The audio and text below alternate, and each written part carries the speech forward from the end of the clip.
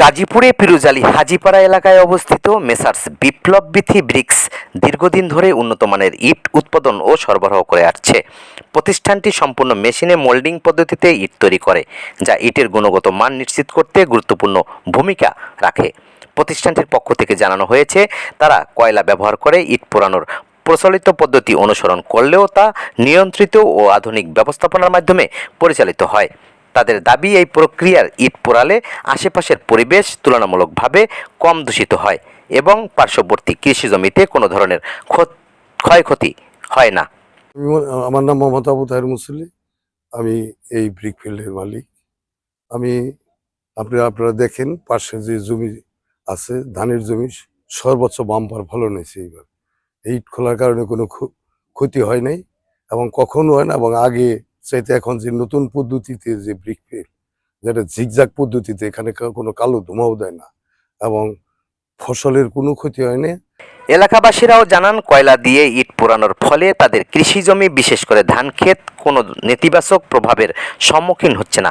তাদের মতে ফসলের উৎপাদন স্বাভাবিক রয়েছে এবং জমির উর্বরতার দৃশ্যমান কোনো পরিবর্তন দেখা যায়নি।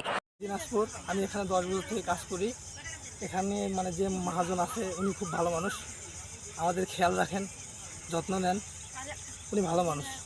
যতদিনই থাকবো ততদিনই ঘরে কাজ করবো। তাদের জন্য খুব ভালো, আমার সাথে খুব ভালো আচরণ করে। না, মালিক ভালো আছে, বিলটি সব ক্লিয়ার দেয় এবং সুযোগ সুবিধা সার্ভিস ভালো দেয়। এদিকে ইটভাটার মালিক সংশ্লিষ্ট কৃষি কর্মকর্তাদের প্রতি আহ্বান জানিয়েছেন, তারা যেন সরজমিনে এসে ভাটার কার্যক্রম পরিদর্শন করেন এবং বাস্তব অবাস্তব যাচাই করে দেখেন।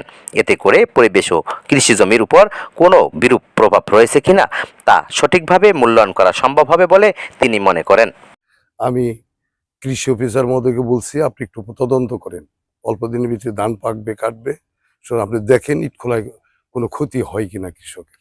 তবে পরিবেশ বিশেষজ্ঞদের মতে, ইটভাটার ব্যবহৃত যে কোনো জ্বালানিরই কিছু না কিছু পরিবেশগত প্রভাব থাকতে পারে।